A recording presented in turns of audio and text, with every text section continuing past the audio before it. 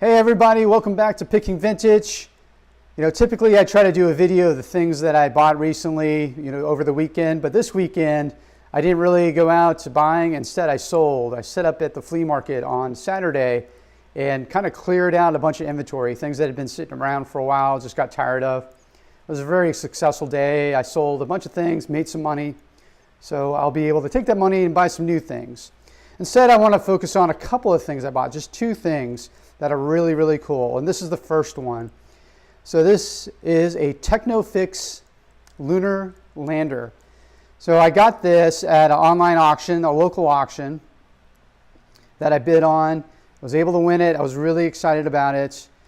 Now, if you look at this thing, it looks like it would be from the 1950s.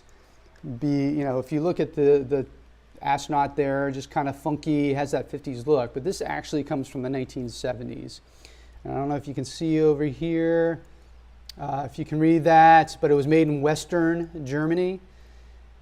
And it's just a really, really cool piece and very, very clean. There's no issues with it at all.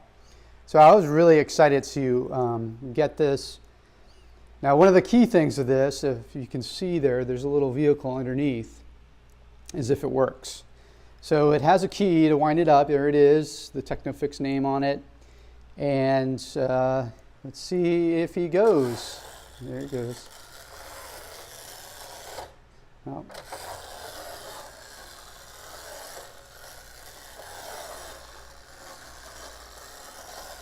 That's pretty cool, huh? Come on, get around there. Yeah. So I've run it a couple of times, so it's spring's starting to wind down. But yeah, I was really excited to get this. It's a cool piece. We're looking online. I think I can get about $150 for it. If it had the original box, which several of them do that are selling out there, I'd at least be able to double my money. So pretty excited about this. Again, you never know what you're going to find out there. This was one of the cool pieces that I found. Now let me show you the next thing. All right, so here's the second thing I want to show you. This is another really, really cool piece, rare. It's in the original case, but this is a Cyborg computer, wearable computer.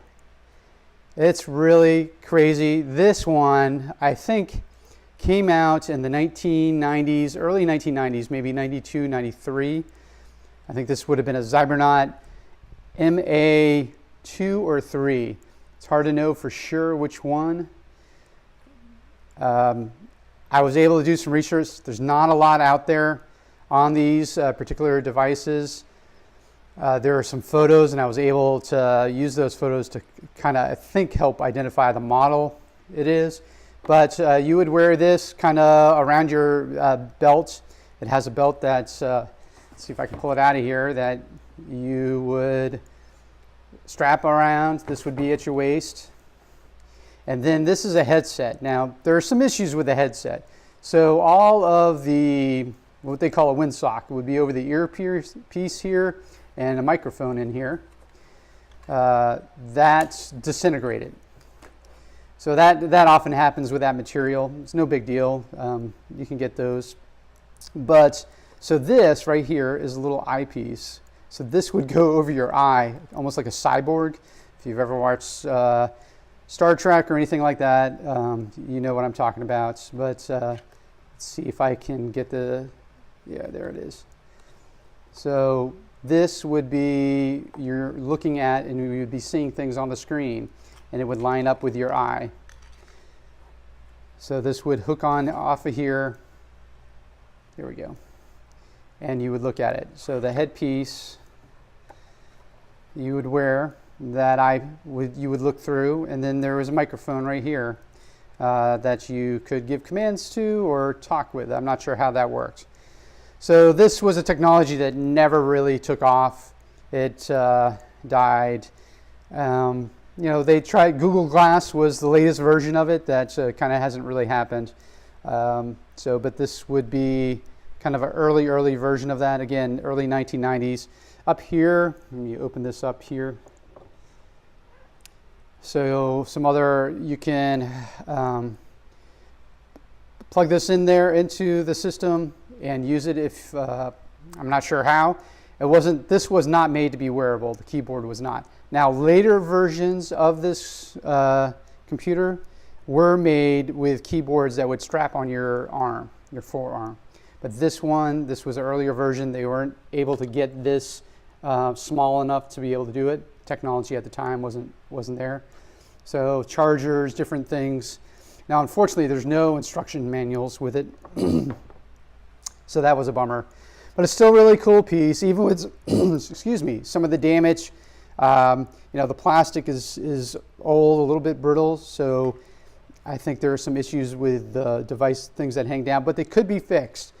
I just didn't want to mess with it, so I listed it up on eBay to sell. Figure it is a unique piece. Somebody who collects computers, old technology, this is a rare piece. You don't see a lot of them out there. So I was pretty excited to find it. Picked it from a guy's garage. He was getting ready to move across country. Wanted to get rid of a bunch of things. He had a lot of electronics and things like that. So I saw this and just had to have it. So those are the two coolest things that I bought recently. Just wanted to share those with you. Thanks again for coming along the ride, and I'll talk to you later.